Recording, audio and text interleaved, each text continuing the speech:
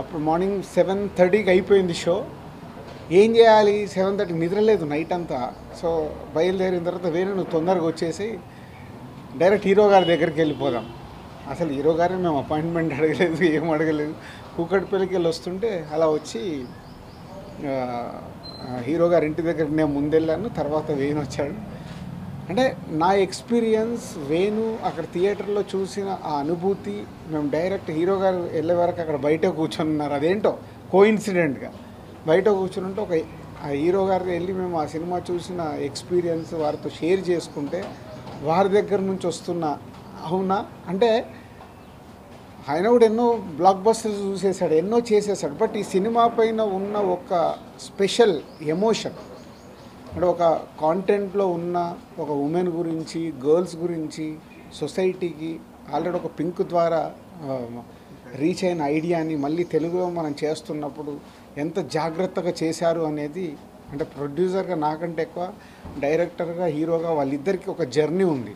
ఒక every shot మాట్లాడుకున్నారు, every dialogue మాట్లాడుకున్నారు. అవన్నీ అలా అందరం కలిసి వాళ్ళిద్దరు షేర్ చేసుకుంటారు. ఆ రోజు అది అలా అనుకున్నాం కదా, తీసేటప్పుడు నువ్వు ఇలా చెప్పావు కదా అంటే తెలియకుండా ఒక ఎమోషనల్ మూమెంట్ నాకు చాలా సినిమా సక్సెస్తో పాటు ఆ ఎమోషనల్ మూమెంట్ మా అందరిలో 7:30 to 8:15 వరకు ఒక half an hour 40 minutes hero గారితో స్పెండ్ చేసి మళ్ళీ నేను బయలుదేరిపోయాను. నాకేంటంటే ప్రసాద్కి వెళ్ళి చూడాలి, మళ్ళీ మెయిన్ థియేటర్కి వెళ్ళాలి.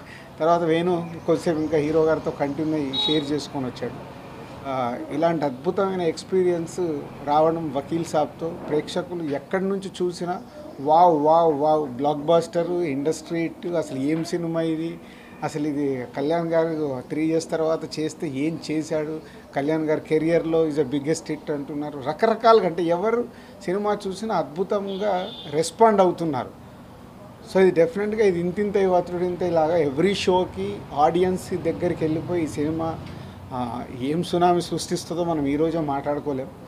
వెళ్తున్న కొద్దీ ఆ రెవెన్యూసే ప్రూవ్ చేస్తాయి. బట్ ఈరోజు ఇప్పటివరకు మాకు అందుతున్నవి, మేము ఫీల్ అయినవి ఇట్స్ ఎ ట్రెమెండస్. ఇవన్నీ మాకు అందిస్తున్న మీడియా వాళ్ళకి కానీ, ప్రేక్షకులకు కానీ, అభిమానులకు కానీ అందరికీ చాలా థ్యాంక్ యూ వెరీ మచ్.